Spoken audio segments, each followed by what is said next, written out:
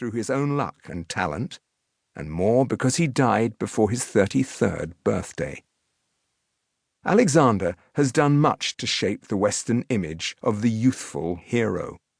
Small, fair-haired, pale-eyed, and boyish, he was unconventional, impatient, swaggeringly confident, always proven right when he defied the wisdom of his elders, and a man who fought in a way that was as clever as it was ferocious. Leading from the front, he won more victories than any fictional hero, in a spectacular, live-fast, die-young career that briefly made him master of much of the known world. If in reality he never wept because there were no more worlds to conquer, or sheathed his sword for lack of argument, it does not diminish what he did in such a short time. Only in the modern mechanized era have a few armies managed to advance so fast for such a long period as Alexander's men. Philip was not dubbed the Great, nor indeed was Alexander until the Roman period, and he was inevitably overshadowed by his son. When Philip is remembered, it is as part of Alexander's story, the old man too drunk to cross the floor when he lost his temper with his son. One-eyed and limping from his many wounds, he can seem worn out and little more than an obstacle to his dazzlingly talented child. In contrast, none of Alexander's wounds were permanently disfiguring, and he never got the chance to grow old. Centuries later, the Emperor Augustus permitted no sculpture, statue, painting, or coin to show him aging beyond his 20s. But this was tight control of his public image, and not an accurate reflection of a man who lived into his 70s and had bad teeth. Alexander also tightly controlled his image, but unlike Philip or the Roman emperor, he died before old age became an issue. Yet without Philip, there could have been no Alexander, for Philip reshaped Macedonia, making it bigger, stronger, and more united, and also created the army from scratch and even the plan to attack Persia.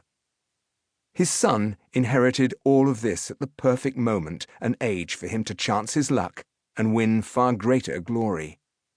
Philip died at 46, and it is too easy to forget that he was at most 23 when he became king.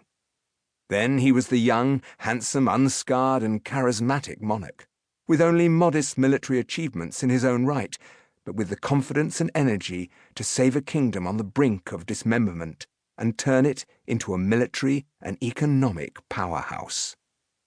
The story of how he did this is well worth telling in its own right, apart from being essential to understanding what his son did. Still, Alexander casts a very long shadow. Another youthful hero, let alone his father, does not easily fit with his image.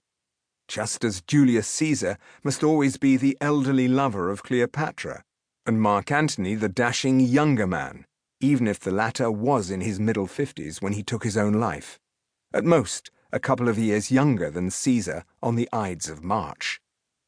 On the whole, the Romans get far more attention than the Greeks in fiction, screen dramas, and even documentaries.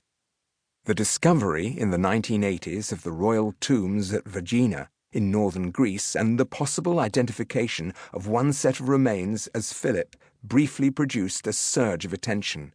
But otherwise, even Alexander receives no more than occasional coverage on television, usually connected with his battles. 2 Hollywood epics have tried to tell his story, with Richard Burton playing the role in 1956 and Colin Farrell in 2004. But each film struggled because the sheer breadth of the tale is very hard to fit into a few hours of screen time. In both, we have Philip as the old man, more or less a spent force, and a story that gets going only when he is murdered and makes way for Alexander.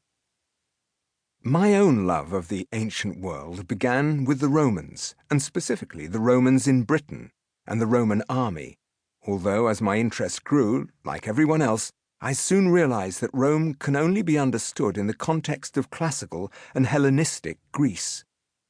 In my childhood, Alexander was little more than a name, and my fondness for cinematic epics meant that I avidly watched the Richard Burton